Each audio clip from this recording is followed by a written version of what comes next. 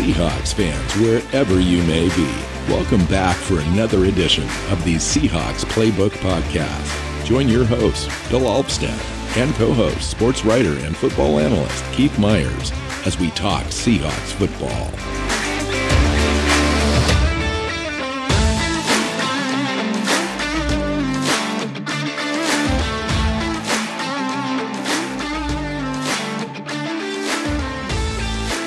Hey, Seahawks fans. Welcome back to another episode of the Seahawks Playbook podcast. I'm your host, Bill Alvstad, sitting down with co-host, Mr. Keith Myers. How you doing, Keith?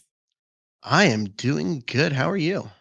I'm doing okay. Doing good. Phoenix is pretty good this time of the year. As you know, you used to be a Arizona resident for a time.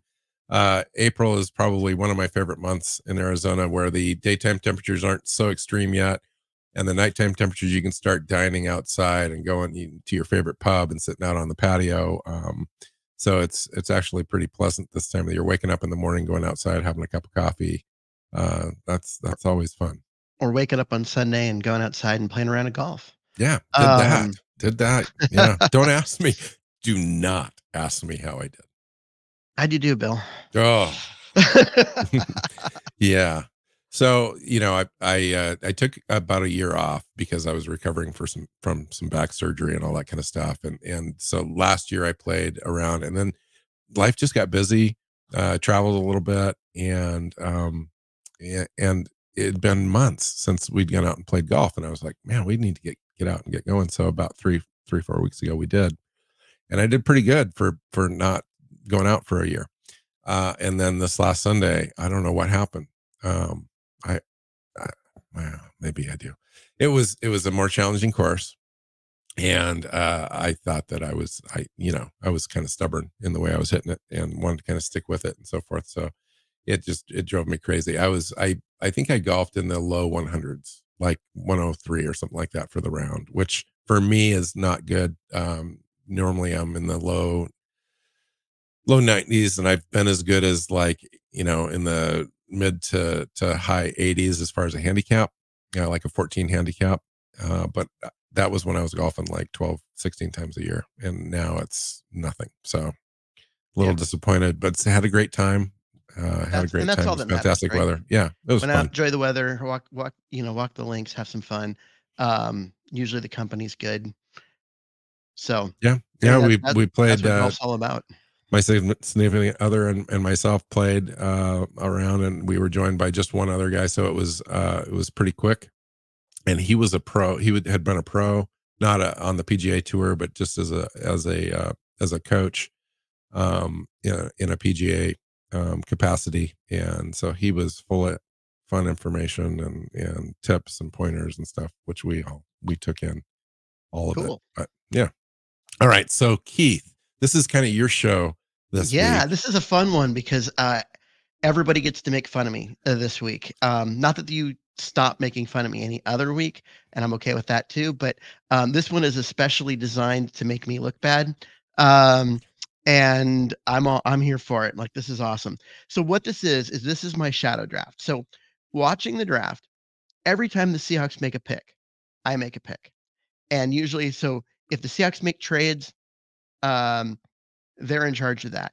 But when the thing on the TV screen comes up and says Seahawks pick is in, I write down who I'm picking in that spot.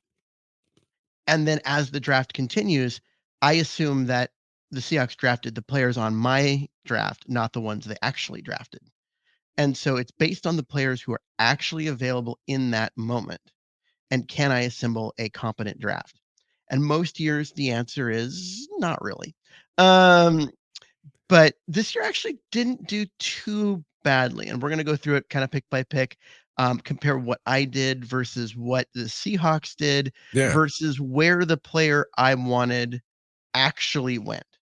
So let me ask you this before we get started. Do you like the Seahawks draft? And if you were to kind of give it a grade, as some people do before it matters really, where are they at with what they actually did? So I would probably give them a B. I do like their draft. I don't really like day 2 completely. I mean, some good players, and the more that I read about Hall, the more I like that pick. I did not like it initially just because I didn't think his tape was that good, but the fact that um, come to find out that the Seahawks only had 20 players with a first round grade, Yeah. and he was one of them, and they got him in round 2. Like, Yeah. I'm not going to knock that pick because these guys know what they're doing at the top of the draft. They've done a really good job. When they have guys rated with a first round grade, there's usually 15 to 20, and that's it out of Yeah. 32 picks. They've only got 15 to 20 guys that are ranked Yeah. They said they as a had rated as 20 a first round, 20 guys with first round grades, and they got 3 of them this year. which is So, tremendous, really. Yeah. yep, that's a topic for another show. So, but anyway, so we'll go through this and kind of go through all of it. I've got my list ready. I've got what the Seahawks did and where people went already. So let's start rolling through this. Yeah. Well, we know what happened at the top of the draft. How did that influence your decision making? It didn't influence my decision making at all. Okay. So Bryce Young came off, Stroud came off, Will Anderson, Anthony Richardson was gone right before Seattle picked. Yep. Seattle's at the clock at 5. You could have gone a number of different directions. Of course, all of the mock drafts out there, et cetera, kind of pointed into the Wilson idea, the Jalen Yeah. Carter, And that's who right? I went with. So Okay.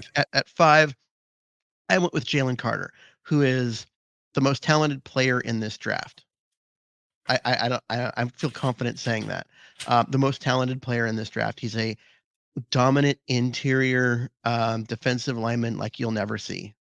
And he's a guy that comes with a lot of off-field questions. There's a lot of risk there. Um, Yeah. but there's not a lot of, to me, there aren't 10 guys in this draft that belong in the top 10. There's like 5, and he's one of them. And so it was worth it to me to take him there. And that was where I went. I mean, the Seahawks went with Witherspoon, a guy with all pro potential at cornerback. Do they need a cornerback? Not really, but everybody needs another all-pro cornerback. If you can get one, you get one, and the Seahawks did. So, as much as on that day, like you go back and listen to the show right after, and I was like, "Oh, why did they do that?" It didn't take me long to buy in and realize just how good this kid is. I love that pick. So they went that, and then Carter slipped down to 9, and he went to the Eagles.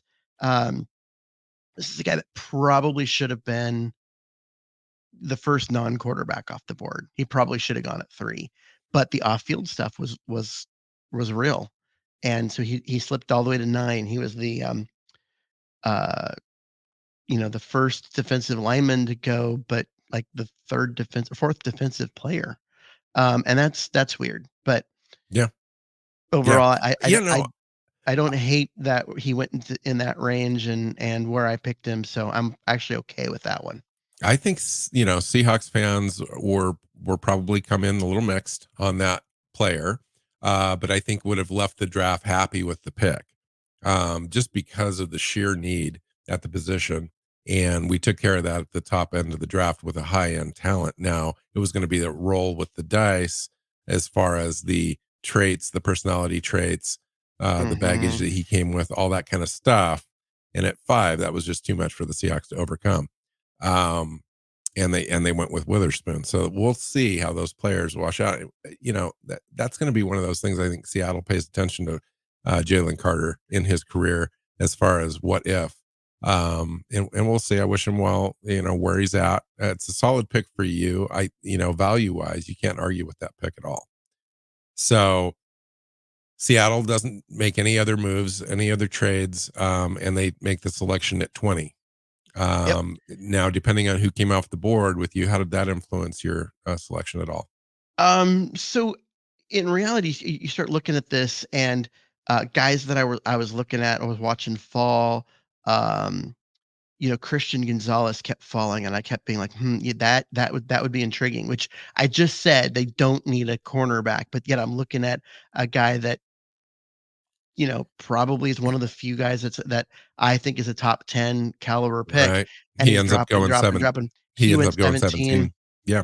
For the Seahawks, Kalijah Kancey was probably their pick. He went 19. Yeah. And then And we've talked they weren't about able that. to do that. But he wasn't in play for me because I'd gotten Carter and they play the same position. Um, and so I was looking at, some other guys. There's actually a bunch of guys, but what fell in front didn't change what I was going to do much. Because like I said, the Kalijah Kancey one didn't matter as much. Um, but it was more of what came after.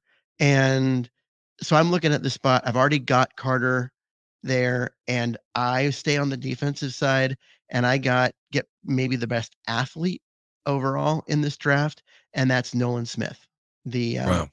edge slash linebacker out of Georgia. The guy is a super athlete compared to other NFL athletes, which are all super athletes, right? He's one of those really rare, just like insanely athletic guys that Yep. make NFL players look non-athletic. He didn't go till 30. So I took him 10 picks before the NFL did.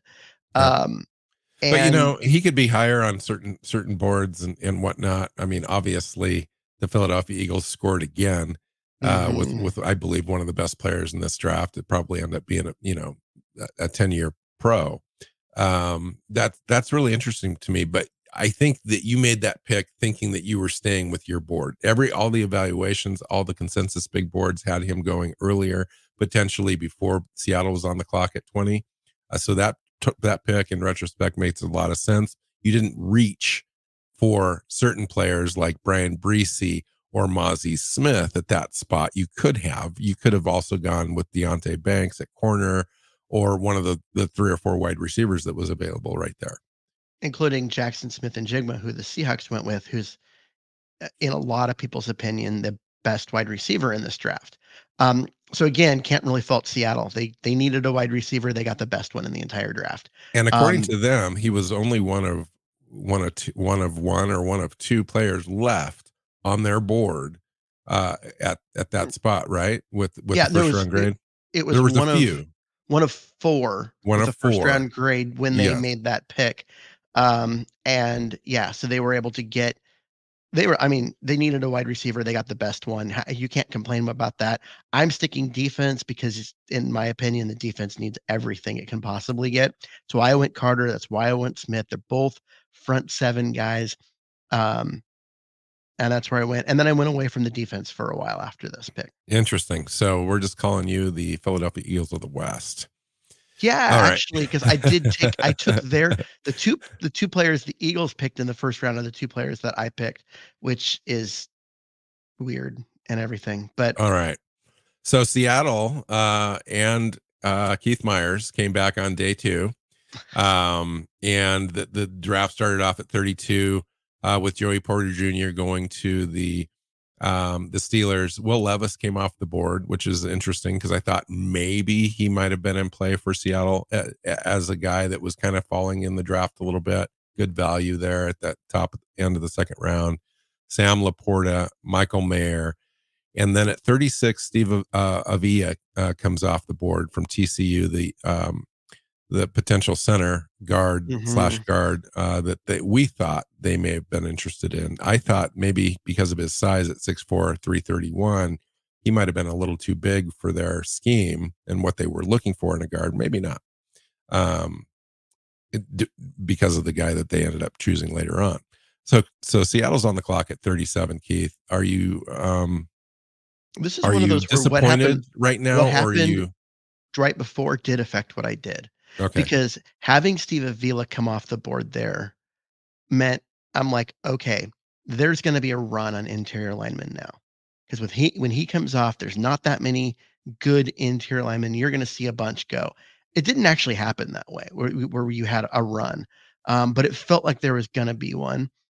And I went into this draft knowing that I needed a starter on the offensive line in the interior. And I went with um, Joe Tittman, the center out of Wisconsin here. And this was kind of a last second switch for me. I was going to go with Schmitz, the other center, but I was thinking about it and I looked at the age of the prospect, and because he was Yeah, significantly younger, I'm like, I'm gonna go with the younger player because there's a higher hit rate. when it comes to younger players in the NFL. And so I went with Joe Tippmann at center with that pick. Now he went to the Jets at pick 43. So that's 6 picks after? Yeah, Yeah, 6 picks. that's Again, really close. relatively reasonable, relatively reasonable, like, Value wise. value, but I was expecting, okay, if I go Tippmann after they went Avila, I was expecting, guys like Schmitz and, um, other interior Cody linemen, Mock. Cody Mock, Yeah. um, Come right off the board. Yeah. yeah, just to start coming up, Osiris Torrance too. I expected there to be a run right there and not being able to wait until the second round pick. And that's why I went with Tittman in that spot. Interesting. So Seahawks went with Derek Hall, obviously the edge out of Auburn. Keith's coming around on that pick. I love the pick. I think the team really loves the pick. And I think Hmm. everyone else is kind of warming up to this, kind of finding out what this player is made of, what he's all about. Just a side note too, he was born 4 months premature. Came out at like 2.1 pounds. His mom said he could fit in the palm of her hand. Spent 5 months in the NIC unit, preemie unit, in the Hmm. hospital before he could come home. At one point, the doctors advised her to turn off the machines. This guy was born not alive. They had to resuscitate him. So talk about a Seahawk, a guy that Pete Carroll calls resilient and a fighter and gritty. That that sort of thing is what they like to see, and so I think people are falling in love with a player like that for sure. Okay, so after that though, Matthew Bergeron, one of the offensive tackles slash guard, came off the board. So an interior player, he's going to end up playing guard. Jonathan Mingo, wide receiver, came a lot earlier than I thought he would. I knew that he would come earlier than the consensus mock drafts, but at Because 39, he's a bigger guy that can play on the outside. So many of the wide yeah, receivers in this draft were undersized slot only guys. Knew Mingo was going to go earlier than people were saying, simply yeah, because he's one of the few guys that can play on the outside. yeah. You mentioned Joe Tippmann at 43. Julius Brents was another player that we looked at a lot. Was Hmm. he a consideration for you in He this was. spot? He was, because I had a feeling he wasn't gonna be there at the next time Seattle picked, and so I was looking at that, and I'm like, "He's a guy I really like, and I wanna go there." But honestly, getting that center, that starting center who's gonna be there forever, was too important to me, and so, yes, this was a need pick, for me to go with Tittman. But also value. I think so. I think so too. Okay, so Seahawks stayed on the clock again at 52. Their second pick of the second round on on day 2 of the draft. Which direction did you go? So I went with wide receiver Marvin Mims Jr. Um, out of Oklahoma. He's an undersized guy, a slot guy with tremendous speed, and um, is a guy that I just think that is kind of fit for what Seattle needs and what they want as their third receiver. And he was the best player available at Hmm. the time. And so, and him with his 4.38 speed and just able to jump out of the building and all that kind of stuff. It just made too much sense to go get him. Even if he is only 5'11", 183, he's kind of Tyler Lockett sized, and Yeah, he's maybe a little interesting. smaller, but I like that speed, and I knew I needed a wide receiver, and he was the best one. And what I started seeing is at this point, there was gonna be a drop, right? Because you get past Mims, and the quality of the next guy seemed like there was a shelf, right? There's a big drop between Mims and the next guy, in my opinion. Well, And so Rashi Rice went 55 overall to Kansas City. He was the next wide receiver off the board before Mims, but Mims was the next guy. mhm, Mims ended up going at the back end of the second round, pick 63 overall, right where we drafted another Seahawk yeah, wide receiver, DK Metcalf. DK Metcalf. Yeah, and he went to But the yeah, so Broncos. so, like I said, Mims was, in my opinion, um, the best wide receiver, and then the second best wide receiver on the board was a big step down. So I was like, I got to do this now. I need a wide receiver. I need a guy that can play and have an impact all season because we need a third wide receiver. And if I wait, I'm going to get a guy that I don't know I can count on. And so that's why I went with Mims there. So we moved into the third round. And eventually we moved out of the third round. Seattle made the Mhm. trade with the Denver Broncos. Denver ended up choosing Riley Moss at pick 83. There's no trades in your world, and you made that pick, correct? No, I made the pick when the Seahawks make a Oh, pick. okay. Oh, okay. So you made that trade as well, and then Yep. so we fell out of the third round altogether. So what were you thinking that you were going to do before they made that trade, Um, if you remember? Yeah, yeah. I'm Diaby went the pick before DJ Johnson, Josh Downs, Byron Young, the edge out of Tennessee, went off the board at 77. Players that were on the board available, DeHay Henley, the I linebacker was that I you don't liked. know what I would have done because I didn't actually write a name down, but I can tell you who I was looking at. I was looking at, Siaki Ika, um, the giant nose tackle. I was looking at, Michael Wilson, the wide Hmm. receiver out of Stanford that just showed up at the Senior Bowl and made a name for himself, and I was looking at a couple of linebackers, DeMarvion Overshown out of Texas and, the kid out of Washington State, Dalian Henley. Yeah, And I didn't know who I was gonna pick, like, out of that. Like, they traded out, so I never actually made that decision. But those were the guys that I was looking at, um, and didn't make a pick then. So, yeah, interesting. All right, so the Seahawks via trade are on the board at 108. What did you do? I went with the running back, which I know is gonna people are gonna be like, "Oh, why running back?" Because, people hate running backs. But I went with your favorite running back in the draft other than the one the Seahawks drafted. Because they will, Seahawks drafted running back in round 2. Here in round 4, I went with Rashawn Johnson, the running Yeah, back out of Texas. nice. Um, honestly, this was not an easy pick for me. Um, they needed a running back. Getting a running back in this draft class was necessary.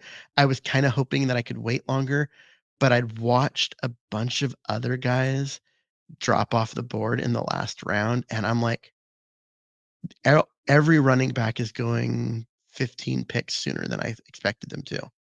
And that started in round 1 where we had 2 running backs go in the top 12. It's about 15 picks earlier than I expected for both of them. And you And knew so, you had a pick at 123, so you didn't have far to go, yep, to get another position if you needed it. So yep. And so that's interesting. I why like that pick. That's a good value spot, and I think everyone's going to like your draft because you use the first three picks inside the trenches on both sides of the ball. You got the wide receiver, the third wide receiver option for Seattle. They needed a slot guy. You got a slot guy. And then Rashawn Johnson, the running back, one of the most physical running backs in the draft, is a good fit. And if you're not going to get Charbonnet, you get Johnson. And Mhm. I think your draft is matching up so far pretty darn good, Keith. Really Yeah, at the time I took him, I was like, I really should just wait to 123 and see if he's there. But like I said, everyone was going about 15 picks sooner. And if I expect him to be there at 123 for me to pick, that means 15 picks sooner is there as far as running backs go. I better take him now. So I did. I wasn't super excited about the value. And it ended up being about 10 picks early. He went where was it? 115 to the Bears. Um, so. Ade was on the board when you made this he selection, Keith. was on the board, and I don't feel great about not picking him either. I mean that um he's a guy I really like. I really like Ade You would Ade. have addressed all three position groups in this draft on the defensive line if you would have made that selection. Really, True, and I thought about it. Honestly, he was a guy I thought about there. Anthony Bradford, the guard out of LSU. who the Seahawks picked was a consideration there. Not as high on the list as other players. Hmm. Um, And that's just because we really hadn't talked about him too much. I think. yeah, but I'd looked at him, and I was looking at guys. There was a bunch of guards. There's John Gaines, Breeden Daniels, and there was another one. Was it? Chandler Zavala. Yeah, Zavala. And who were all kind of sitting there at that spot, and so I was like, that's a lot. If I want to wait, I bet I can wait and get one of them at the next the later and see how that falls. And I just honestly, it was something about you know getting that running back that I just felt like I had to, so I did. Yeah, I get it. I do. All right, 123. Yep, 123. Seahawks went with Cameron Young. A little undersized for a nose tackle, but they're going to beef him up and make him a nose tackle. I actually don't like that pick. I looking back and I'm like, wow, that would have been such a good pick, especially with Carter, because Carter's not a nose tackle; he's a three tech. Hmm. That getting him a guy that can sit beside him Hmm. and do that would have been really cool. Um, but I didn't do that. I went linebacker because yes, I got Nolan Smith, who's more of an outside linebacker, but I think he can play the middle and he can play everywhere. Because of his athleticism. I went with a pure middle linebacker and a guy with insane speed. Um, and that is Abdullah out of Louisville, who I don't think was drafted for a while, if I remember right. I'm picked this guy. Oh, I guess he went the first pick in the fifth round. Yasir Abdullah at 136. So that was one where I maybe Hmm. I reached a little. Um, but the guy's super athletic and fast. The guy has just serious wheels, and the Seahawks you can always use more team speed at linebacker. And given the lack of depth and everything at linebacker, I wanted a second one, and to get a guy with his athleticism, Yeah, yeah. One of the I most went with it. athletic linebackers in the draft. I love that Yeah, pick. Really. and I just didn't want to wait. I know that in the draft media consensus big boards he was down quite a ways, but I knew he was going to go earlier than the media predicted he would, and fourth round felt a little early. I was like, maybe I can wait till the fifth, but I didn't. It was a guy I didn't want to lose Did because so I just went ahead and did it. Did you consider at all a quarterback out of this draft, whether it was a kid from Stanford or Clayton Tune, the quarterback at Houston that went 139? No, Anything interested you at all that we ended up not getting in this draft that were available to you if you wanted to? the only quarterback that I wanted um, was Josh Hainer, a quarterback out of Fresno State, but Hmm. he went pick 127 to the Saints, and that was way too early. I wasn't in play for him. If he had been around in round 5, I would have maybe thought about it. Really, if he had been in 6, it would have been a done deal. But he went in the 4th round. That was just too early. I had needs that needed filled, and I went with that. And So so, so far in the draft, you've drafted a defensive tackle, an edge, mhm, a center, wide receiver, running back, and linebacker. It seems like at this point you've kind of got all of your real needs that you wanted to come out of the draft with taken yeah, care of, and now you're kind of choosing best player available. Is that kind of where your mind's at? yeah. So I hit a lot of need, which I know ends up not necessarily always giving you the best draft, because if you get the best player available instead of need, you're usually not reaching. Um, but I knew what I wanted. I knew that there were certain positions I needed to hit because I felt the roster needed it, and so I went that direction. And in the end, I didn't feel like I reached that much, so it worked out for me. Well, we'll talk about the rest here. Let's go to 151. Keith, what'd you do? So at 151, um, I went with safety Antonio Johnson out of Texas A&M, who didn't go until 160, so not that bad, of a thing. I had Antonio Johnson as a 3rd round grade, and he's a big body guy that can cover in the slot and place, uh, God, he's a big guy, front big prospect too. strong safety. I don't understand why he went this late. Um, and literally, if you on my board, he was like, there were a bunch of guys below him that had already been taken, and I I'm still wondering why he's sitting there. So I just went ahead and grabbed. Did the Seahawks need a safety? Not really, but if they end up finally getting out from underneath that Jamal Adams contract, they'll need one. And honestly, I wanted one like him because I'm still mad that Ryan Neal's gone. um, so there's that. The other guy that I considered in that spot was Nick Hampton, the edge out of Appalachian State. He's Appalachian State, right? He's not. This isn't like a ready-made pro, but man, this guy's like crazy athletic, and so it's a fun prospect. The guy that can just Mhm. do things that guys his size shouldn't be able to do, You just and wanted to see him do it against, better competition, yeah, and, yeah, and that was his rub. might as well do it in a Seahawk uniform because I think he's going to be pretty good. Yeah. But ultimately, um, Antonio Johnson, I had rated like a full round ahead of Hampton. I couldn't not. I couldn't pass on him. So I just did. I just took him Nice. and I don't feel bad about it. I know I guess it's only 9 picks before um he actually went. I don't know why, but in my stuff I thought I'd picked him way too early, but apparently it's only 9 picks, so it's not too You've bad. been really close to where the players have actually gone, so I'm impressed, actually. All right, Mike Morris went at 151 to the Seahawks. In the real world, how about you at 154? I went with guard Jordan McFadden. Um in part just I it was the interior line was one of those positions I was okay doubling up on, and I wanted a guy that I felt could develop into um, a Mhm. long-term player. Was he Mhm. going to be a long-term player? I don't know. But I felt that he could get there, with the right, coaching and the right development, and that's the direction that I went, and I'm trying to find where he went because for some reason I don't have that written He down. actually went 156, just a couple picks later He to did? the Chargers. Yep, Oh, I I was thinking he went out like a full round after that, but it's he only a did. couple picks. He Wow, did. Yeah.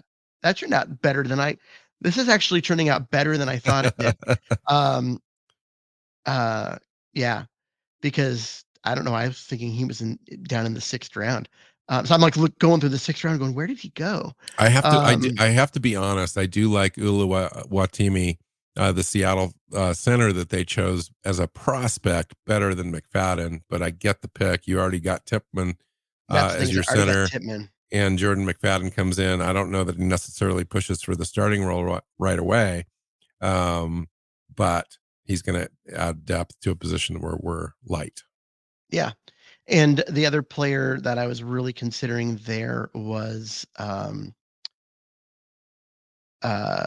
Owen Pappoe, the linebacker out of Hmm. Auburn, but I'd already done 2 linebackers. Hmm. So I was like, "No, I'm gonna go make another position better." The only pick that I would have considered is a guy that I constantly mocked that I just fell in love with in the pre-draft process was Terrell Smith, the corner out of Minnesota, 6'1", 204, just a feisty kind of man-to-man type corner. You hadn't had a corner up to that point. I would have considered him at that spot, but yeah, no, I get it. Yeah, I didn't have a corner up to that point. The there was, God, there was another player. Let me look at see if I round, 6 and see if I can remember who it was. Carl Brooks, No, it was the 179. tight end, the super crazy athlete from Liberty. Um, you know what I'm talking about? Coots. Yeah, Kuntz, which maybe he didn't go to the 7th round. Yeah, I'm not sure. I don't. But I looked at that and because I'm like, he's just so crazy athletic that I thought Yeah, about it. right. And then my board won, and I'm like, okay, let's do the thing here. I want a guard. He's a guard I like, a guard that I think can be a starter, um, for Seattle and fairly quickly. even though it's a 5th round pick, so I went Yeah. that direction. Right. Right. Interesting. All right. Seattle moves into the 6th round. Seattle is on the clock at 198. What Yep. did you do? I went cornerback finally with Jarek Bernard Converse, cornerback out of LSU. Um 6'1". He went to the 205. Jets later. Yeah. He Um, went at 204 overall. yeah. Um, he at least went in the 6th round. No, They kept, you're doing good, man. his name kept not being thing, and I'm like, oh my god. I'm in the 6th round. I'm going to draft someone who is like late 7th, or draft someone who went undrafted, and people are going to laugh at me. But he's a big guy. He's 6'1", 197, plays about that size. I mean, he's got the length and all of that. Really, what drew me to him was he's a great tackler, um, and he's not afraid to get up and play the run and get his football jersey dirty, Hmm. making tackles and sticking his head in places where most cornerbacks don't want anything to do with. And that just sounds like a Seahawk. Um, Cool. okay, Yeah. he's not the fastest guy. He's not the quickest guy. Um, Yeah, but he can close on you. He's got decent ball skills. He's traitsy. So at 204, or not at 204, 198. mhm, That's what you're looking for. Seattle kind of did a similar thing, if you will. They went with a smaller prospected defensive back in Jarek Reed, safety out of New Mexico, 5'10", 192. So they're not at all similar in that respect, but another opportunity for a feisty young slot cover corner to come in and have an impact on the roster. So that's kind of what you're looking for in this area. Somebody that does one thing really well. Jarek Reed happens to be a slot cover corner. That's what he does. He's got nice agility, not long speed, but he's a hybrid defender. He's come up and hit you and so mhm. forth. That's the thing Um, is he plays the run well, and he'll be a good zone coverage guy. Um, I just don't s He's probably not a man coverage guy, but he might develop. That's the part.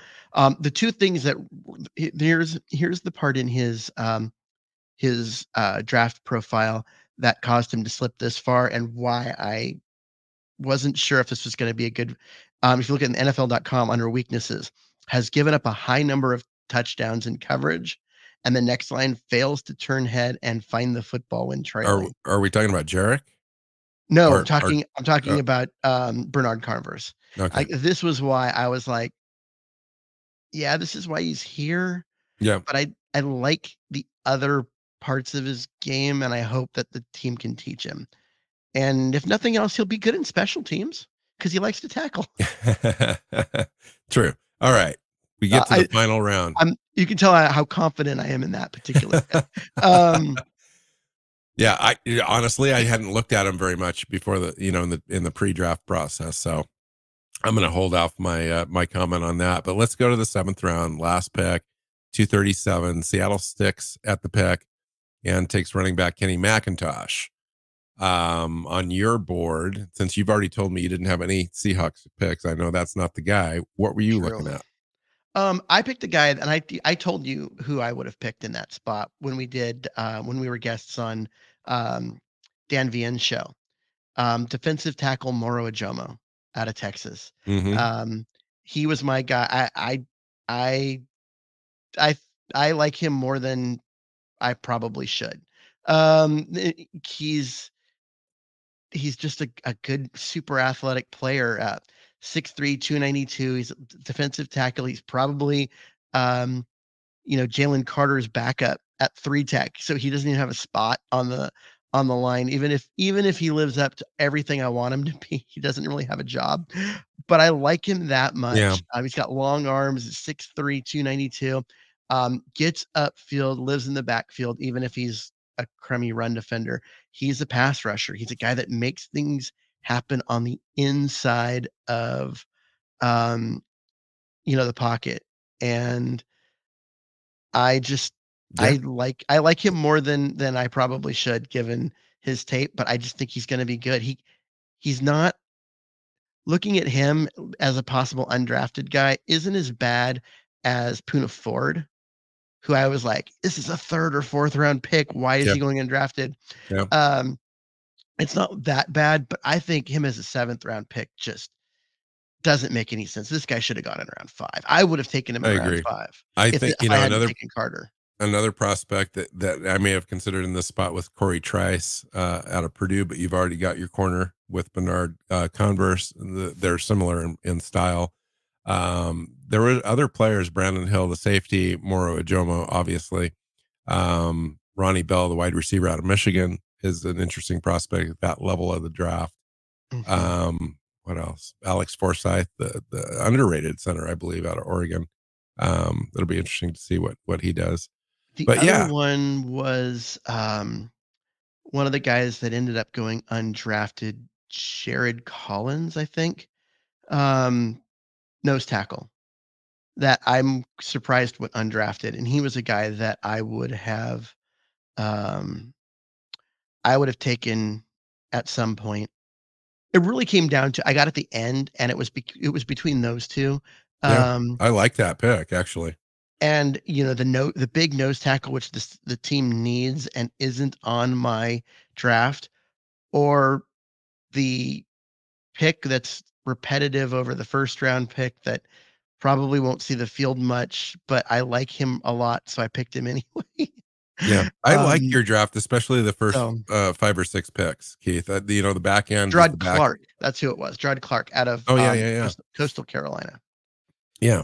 I like your draft if you can comp it straight over, whatever. But just standing alone, your draft is a solid draft for sure, especially at the top where you've addressed all the interior defensive positions. And you kind of have that philosophy. You've held true to that throughout this entire process. That's really, really going to be important to you. And you accomplished that out of the draft. So I thought that part of it was pretty cool. So let's just go through them really quick. At 5, you got Jalen Carter. Seattle Mhm. chose Devin Witherspoon.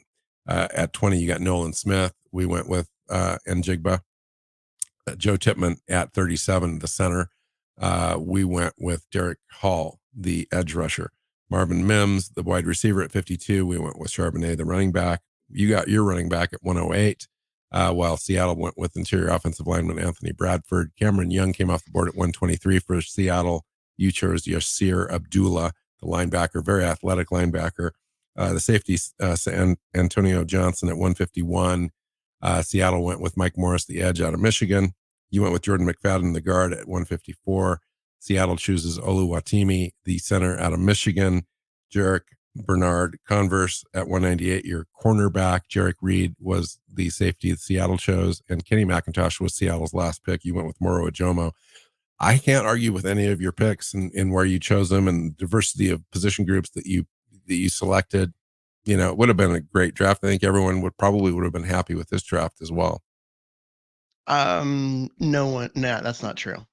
Because no one's I'm ever not just happy with I'm any not just trying draft. to be kind. Really, I'm serious. No, I'm I'm just saying, serious. and mine, it's not about the draft, it's about no there's no draft possibility where everyone would have been happy.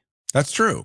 No, that's absolutely true. No question. I think there are as a certain group of Seattle fans that would have preferred your top of the draft, through pick 108, because it Because it addressed the filled positions needs. that Yeah. everyone had already established in their brains that this is what Seattle needs to do in order to come out of the draft with an A or Mhm. whatever it was, a good solid grade, and where they feel good about having impact players at key positions taken care of. Yeah, And Seattle and just didn't do that. It's not the way the board fell. In our next show, we're gonna talk about John Boyle's a nice article at Seahawks.com where he went throughout the 3 days of the draft inside the draft room and kind of went through the picks and the process and who was available and if they were going to think about trading and how all of that kind of went down. It's very insightful and it's going to make for a great show and a lot of insight there. So I'd highly recommend cool. that. But you did well. You did really well, I think. Yeah, It's I like this. I liked my draft. I came away thinking, um, that I did pretty well, and then, which is usually the case. I come away thinking, "Yeah, I did pretty well," and then I start to look at, oh, this person went Yeah. undrafted, and I Oh, it's picked them in the impossible. It's 6th round, impossible what you did and, and you did really well because all the guys that you so chose were drafted within a margin of error. As far as where they were valued in the draft, where they were expected to go, and so forth. You chose some guys I thought that were early. For example, Yasir Abdullah, but he went just right after. Guy like oh, he Rashawn went as a Johnson. it wasn't just Abdul, it was like almost a whole round later, but Yeah, but I nonetheless, I thought for me, when I would looked at my big boards, and you looked at the same big boards, he was kind of later, and to choose him there is a faith and a confidence in your process. I just knew he wasn't gonna last. I know Right, the right. consensus MIG board at one point had him in the 7th round, and I'm like, "There is no way a guy with his athleticism and everything is gonna last that long. He's not gonna be on the board by the end of the 4th round." So when you did all of your mock drafts, and then you did this, would this have been your best mock draft that you turned in? Ooh. Um, no, because in my mock drafts, there were there were ones where I traded down from 5 to 8, still got Carter, and added a 2nd round pick that I could use on another elite player. Um, Yeah, and and not those having are trades in this, and kind of going with what Seattle did. yeah, it was just a matter of Yeah, when Seattle picked, when it said the pick is in, I picked. And so that, yeah, there's that. But I look at, there were ones that I think I liked better because of the ability to move down, and get more picks and, still get guys I wanted. But honestly, this is gonna be up there. I did a lot of mocks. So did you. Like, yeah, I probably did 50 mocks, like my own, and then plus the 5 that we had, on our show. And same. this is easily top 5, even with not being able to trade down and get that extra value and stuff that I, would have wanted to do. Interesting. Yeah, John Schneider called this one of the most erratic drafts that he's been a part of in the time that he's been in Seattle. Just players coming off the board early with medicals that they had on their list, players Yeah. that they had on not even with a draft grade come Yeah, off they in had the third, players that fourth with round. they had a couple players with undrafted free agent grades, that got drafted in round 3. And so they were just like, "Wait, what?" Yeah, one of them was probably the kicker that was drafted. Probably, who doesn't have a Probably. big leg. Anyway, fun show, Keith. Fun show. I enjoyed it. Maybe I'll get into this next year. I know that Dan said he did one as well and had a show wrapped around that. So, yeah, good job. I think overall, Cool. nice. All It's right. fun. I'm sure our listeners and especially the YouTube commenters are gonna roast me for it. Bring it. I'm here for that because that's the fun part of this is the reason why you publish this is because John Snyder's better at this than I am, and I am absolutely okay with that fact. So pile on. Yeah. I'm here for it. It'll be fun. So Hashtag facts. Okay. yep. Find Keith on Twitter where you can annihilate him once again at Myers NFL. You can find me at NW Seahawk. The show is at Hawks Playbook on Twitter. SeahawksPlaybook.com, Seahawks Playbook Podcast. When you look it up on either your favorite podcast platforms, which we're all over the place, just pick one. And YouTube. Got our own YouTube channel. Just make sure you hit that subscribe button before you leave so that we land in your feed every week. So until next time, go Hawks. Go Hawks. Seahawks Playbook Podcast listeners, thanks for joining us for another edition of the show. You can find us on Twitter. Bill is at NW Seahawk, Keith is at Myers NFL, and the show is at Hawks Playbook. You can listen and subscribe to the show at SeahawksPlaybook.com.